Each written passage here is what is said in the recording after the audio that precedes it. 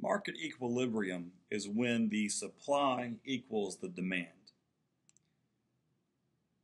So there's two things that we want to answer in this type of problem. First of all, we want to find the equilibrium quantity. That's the number of units produced to make this supply equal the demand. And secondly, the equilibrium price. This is the price that each unit sells for so that the supply equals the demand. To find the market equilibrium, the supply equals the demand, so we can set each of these equations equal to each other and then solve for x, and that would give us the equilibrium quantity. Well, first of all, the demand function is typically our decreasing function. And since our x squared is negative, this means that it's a decreasing function, making this the demand function. And so our second equation would be our supply function. So we're going to set the two equations equal to each other and solve for x. Since this is a quadratic function, we need to set the equation equal to 0. So I am going to add 2x to both sides, 2x squared to both sides, and subtract 80 from both sides to get my left-hand side equal to 0. So now I have 0 equals 2x squared plus 15x minus 50. And now we're at the step to where we want to solve for x either by factoring or the quadratic formula. If you can solve by factoring, I recommend you do so.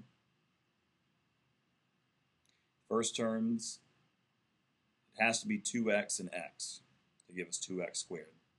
In the second terms, this would need to be a negative 5 and a plus 10. And you can go back and check your work on that, using FOIL to make sure that this does indeed work out. But then we want to set each parentheses equal to 0 and solve for x. First equation will give us 2x equals 5, which is equal to 5 halves. Or in other words, 2.5. On the right-hand side, we can subtract 10 from both sides to give us x equals negative 10. Now, x tells us the number of units produced in thousands. Okay, you cannot produce negative 10,000 units. So we throw away the negative value. And so we just keep the positive value. So x equals 2.5, but that's not the final answer because the units are in thousands. So the equilibrium quantity is 2.5 times 1,000, which is 2,500. So we would need to produce 2,500 units in order for supply to equal demand. And this is our equilibrium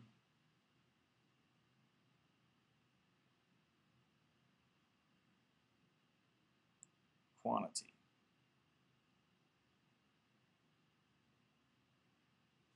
To find the equilibrium price, we can substitute 2,500 into either equation.